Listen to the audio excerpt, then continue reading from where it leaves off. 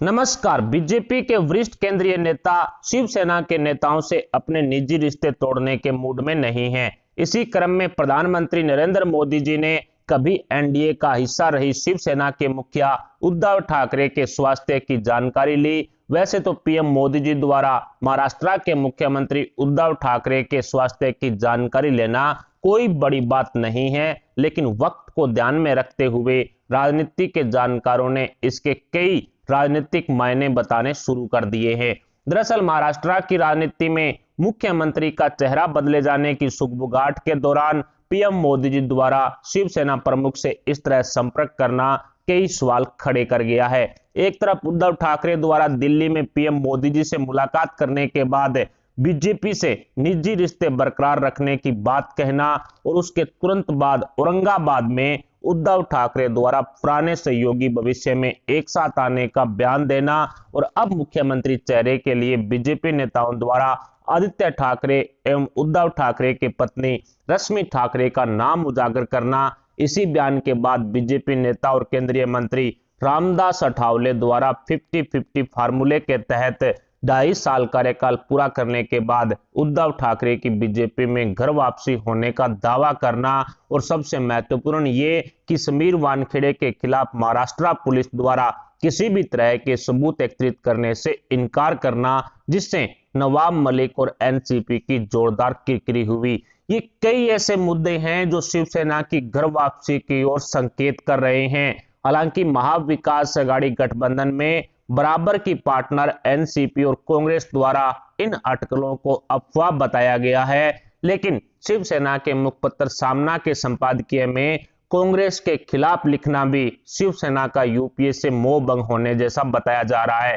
हालांकि शिवसेना के नेता संजय राउत यूपीए में शामिल होने के लिए लगातार कांग्रेस के वरिष्ठ नेताओं से मुलाकात कर रहे हैं।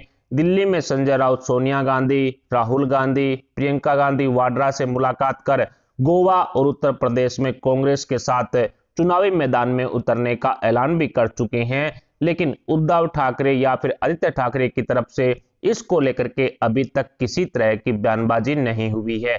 ऐसे में हाथी के दांत खाने के और एवं दिखाने के और होते हैं, ये कहावत शिवसेना नेताओं पर स्टिक बैठ रही है। दरअसल 22 दिसंबर बुधवार को अनिश्चित काल के लिए लोकसभा स्थगित होने के बाद प्रधानमंत्री नरेंद्र मोदी जी ने शिवसेना के नेता विनायक रावत से मुलाकात की और महाराष्ट्र के मुख्यमंत्री उद्धव ठाकरे का हालचाल पूछा।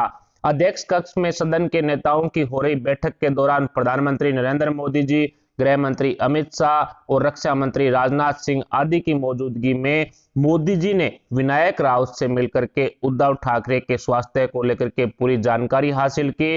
रावत से पीएम मोदी ने पूछा कि हाल ही में हुई सर्जरी के बाद क्या उद्धव ठाकरे के स्वास्थ्य में कोई सुधार हो रहा है। इसके साथ साथ मोदी जी ने ठाकरे के स्वास्थ्य की जानकारी उनके नेताओं से हासिल की।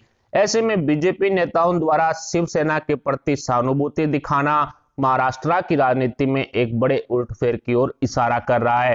राजनीति के जानकारों का कहना है कि बीजेपी नेताओं द्वारा एक तरफ शिवसेना की घर वापसी होने के संकेत दिए जा रहे हैं, तो दूसरी तरफ महाविकास अघाड़ी गठबंधन में दरार पैदा करने का काम भी विपक्ष द्वारा जोर शोर से किया जा रहा है।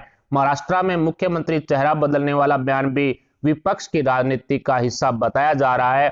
एनसीपी कांग्रेस शिवसेना के नेताओं में आपसी दरार पैदा करने और शिवसेना पर राजनीतिक दबाव बढ़ाने के लिए इस तरह की बयानबाजी बीजेपी नेताओं द्वारा करने की बात कही जा रही है। ऐसे में यह तो तय है कि महाराष्ट्र की राजनीति में कुछ भी ठीक नहीं चल रहा है और आने वाले समय में एक बड़ा उलटफेर होने की संभावना भी अब बढ़ चुकी है, जो महाविकास अघाड़ी गठबंधन के लिए मुश्किल पैदा करेगी, क्योंकि बीजेपी नेताओं द्वारा लगातार एनसीपी और कांग्रेस को उद्धव ठाकरे का भरोसेमंद साथी नहीं होने की बात कही जा रही है।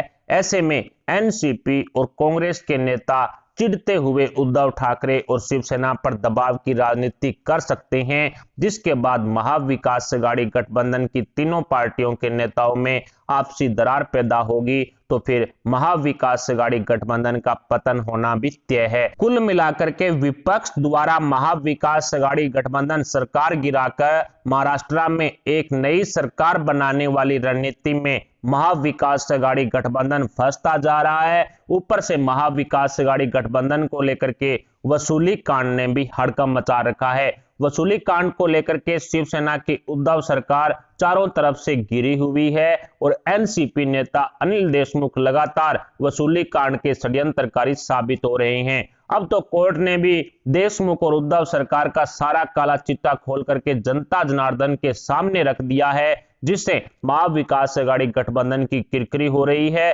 ऐसे में वसूली गैंग के कई राज खुलकर सामने आने का डर भी शिवसेना प्रमुख उद्धव ठाकरे को सताने लगा है। क्या उद्धव ठाकरे घर वापसी के ऑप्शन पर किसी तरह का विचार करेंगे? इस पर आप अपने विचार हमें कमेंट बॉक्स में जरूर बताएं। साथ ही वीडियो को लाइक करके हमारे चैनल को सब्सक्राइब जरूर कर ले। अभी के लिए इतना ही, मिलते हैं अगली बड़ी अपडेट के साथ। तब तक के लिए जय हिंद, जय भारत।